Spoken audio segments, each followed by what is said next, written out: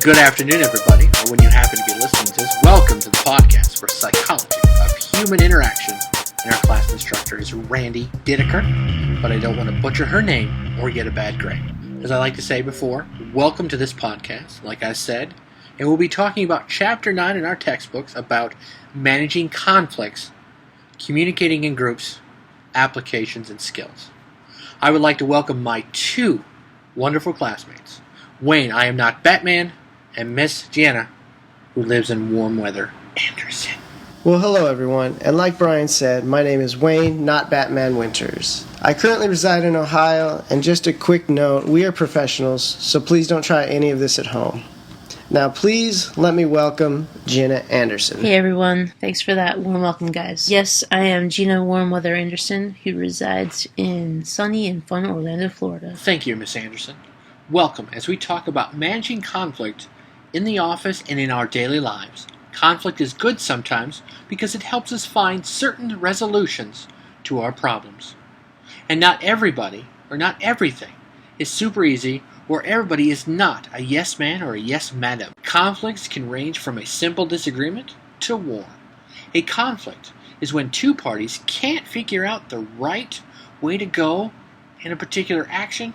Wayne, what are three types of conflict? Well, Brian, there is substantive conflict, which revolves around the task and is found in disagreement over ideas, meanings, issues, and other matters relative to the task. There's affective conflict, is the conflict that originates from interpersonal power classes, likes and dislikes unrelated to the group's task.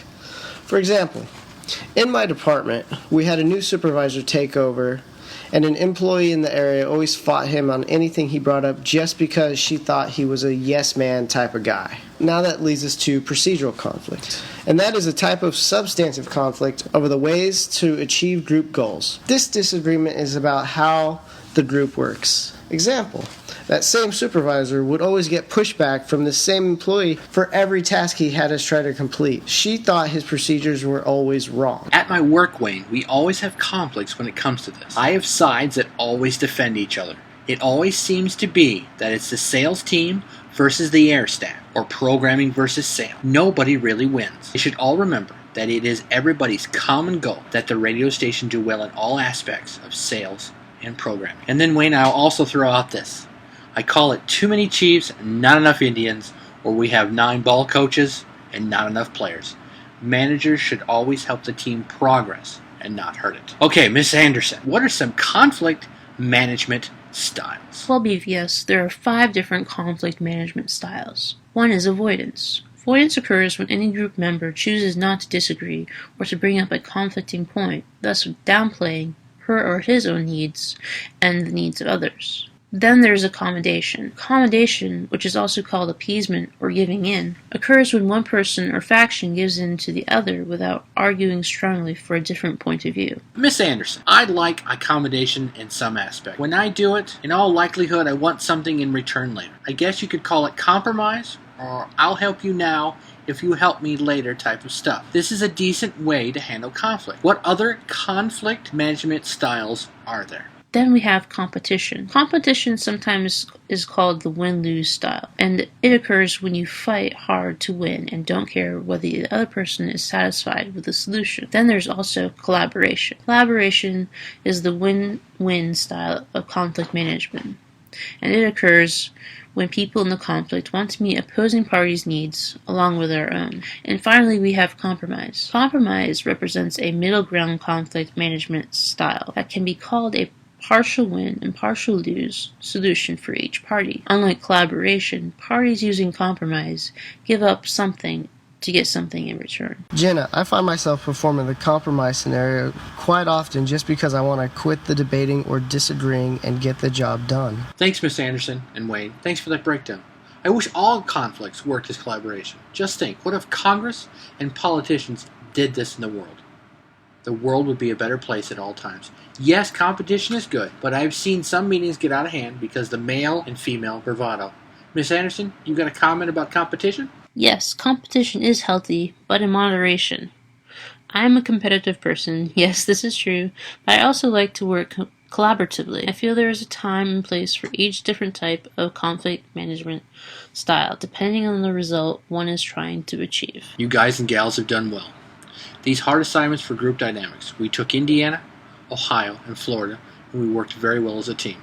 Author Wayne works in a secret basement in a room for the government, where he has no light but the light from his computer. Miss Anderson and all her comforts of sunny Florida? Yep. Nice weather is overrated. Not really. I'll start with you, Wayne. Please give a wrap-up of things you've learned in this class and managing conflict. Thanks, Brian. I guess not so secret basement anymore, though. For myself, I really don't care for conflict, and most of the time, it really leads to nowhere but disaster. I have seen a few rare cases of it actually working out, but have never really seen a collaborative conflict style in person, so my question is this: does it actually exist? As we went through conflict management styles, this is brought to light of what type of leader I am. I would like to think that I would be able to promote an environment that could demonstrate the collaboration type of conflict management, but until that situation comes around, I will never know. I do know this, that there are a whole group of people out there with different backgrounds and personalities, so you need to be aware and accepting of those styles, so not get caught off guard, which then would result in a failure of the task at hand. As I wrap this up, I want to thank all of you for listening. Hopefully you were able to walk away from this with something to build on. I would like to welcome everyone to give Brian thanks for being the MC, and to Jenna for working these great slides. Now Jenna, as much as Brian enjoys the warm weather, you can keep it. I've had my share before Ohio. Thanks, Wayne. Miss Anderson, I'm still jealous that you live in Florida. The same question to you. Please give a wrap-up of things you've learned in this class and managing conflict. Sunny Florida is nothing to mess with, Brian. It's been a cool 90 degrees here today with the palm trees swaying in the wind. Although a little too warm to my liking for a day at the pool, but hey, you can't have it all every day. As far as conflict goes, though, I have never cared for it, and I always try to stray away from it. Growing up, conflict was rampant and not managed very well at all. But I know this is not the way everyone operates. There are healthy solutions to problems, and they can be managed appropriately. Recently, I have been job hunting, and after thinking about these conflict management styles, going through this class, I have found why I'm drawn to certain areas of the country or even certain types of companies. I'm a very laid-back person who can mysteriously also be a quiet leader. I am drawn to places that push this out of me and create environments that exhibit collaboration. This I have found at Full Sail while going through projects with classmates and learning together. It is a great process. And when you find those people who you can collaborate effortlessly with, don't lose them. So this has been a great one, and I have enjoyed working with Brian and Wayne on this project. I've learned a lot. And thanks for listening to us talk about conflict. Now go cause some mayhem and put what you learned to good use. Okay, maybe not quite mayhem level, but you get what I mean. Mayhem. Very good observation, some great points. I want to thank you personally, both of you, for putting up with me. Wayne, thanks for being our group leader from your bunker in your basement. Miss Anderson, thank you for the slides, helping with the discussion topic and keeping us on track.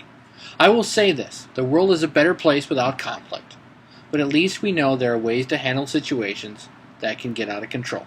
Knowledge is power, and knowing the right to handle conflict is a great attribute to have. Throughout these last points, cue the music. Remember, other people are involved. Pick and choose your battles, because in the end, you, we, and I aren't going to win every battle.